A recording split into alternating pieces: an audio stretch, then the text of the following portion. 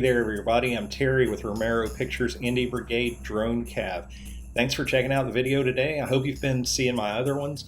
The first two were a couple introductory videos, but today I thought let's have a little fun. Let's take a scene that I've shot for a film and sort of deconstruct it, talk about it a little bit, talk about the drone, talk about what the director's wants were, how we figured out the best way to get this shot, and what it was all about.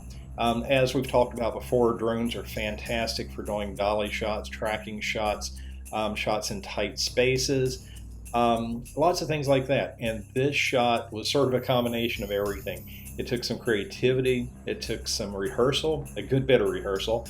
And if you remember from my last video, I talked about my Mavic Mini as being my rehearsal drone. And it's excellent to have something like that to walk through shots in spaces like this.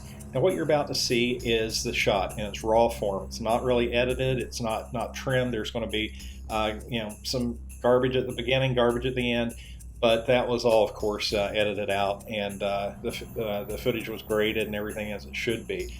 So you're going to see just the raw right off the camera, right off the card image.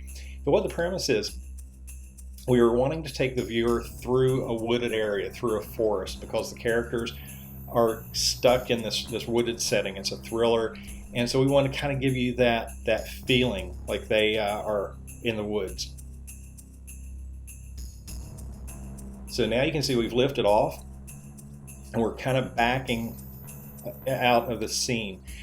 And originally the director wanted to go forward in this scene, and that would have been fine, but it kind of ruins that element of surprise where you're coming backwards. We're seeing things like trees and all these elements come in from the left and the right, top, bottom.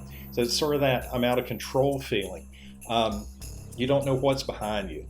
And also there could be turns, there's elevation changes, things like that. Again, this would have been impossible on the budget of a production like this to get this kind of shot without a dolly and tons of just expense and work and that kind of thing.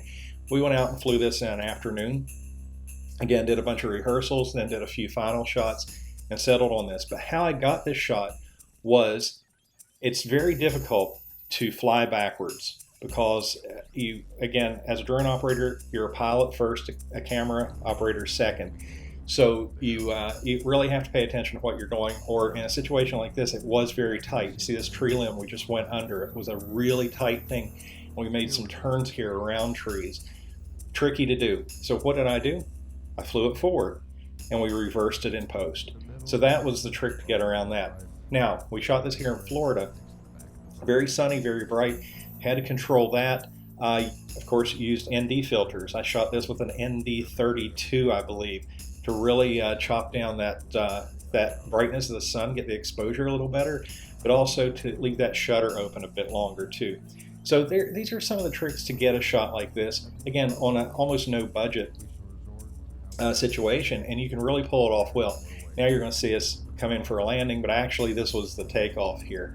Again, this was edited out. So of course you didn't see the landing pad and all that kind of stuff. So, warts and bumps and all that stuff. But anyway, that's just kind of a quick example of how you can get a shot like that. You can really just do some amazing things for your production. This shot was used for the opening credit roll, so it was very visible. Everybody saw this. It was right out there, and it really presented well on the big screen. So anyway, any questions you have or anything, give me a shout. Here's my email, terry@blackdogdroneops.com. Shoot me an email, or if you want to spend some more time, go over to romeropictures.com mentors. I'm a mentor there, and we'll spend the time to figure out how to get the best drone stuff for your production, make you a better drone operator, or however we need to get it done. So anyway, thanks for watching. Look forward to talking to you.